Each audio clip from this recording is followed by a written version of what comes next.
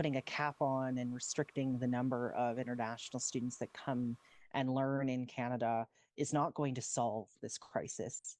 The housing crisis has been bubbling up for years on and off campus. How many international students is too many? That's the question Immigration Minister Mark Miller is mulling over.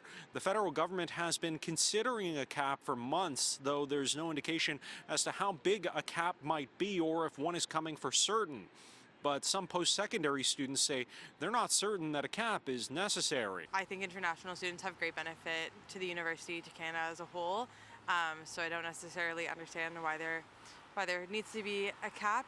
If international students want to come to this country to study, I think they're happy to. I mean, as long as it doesn't significantly ramp up the prices for everyone, I don't see why a cap would be necessary. But rising costs, particularly for housing, are precisely why other students are more open to the idea. Some told CityNews it's not just out-of-country students driving up demand for off-campus and on-campus housing, but out-of-town and out-of-province students as well. By bringing more students without having a plan to place them, you're setting them up for failure and homelessness, and that will affect their studies.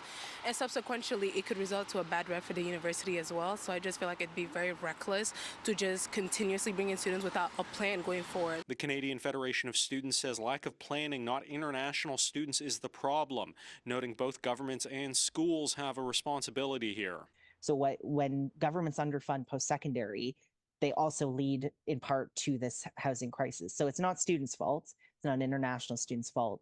It's a lack of political will from all levels of government. In Ottawa, Xiaoli Li, City News.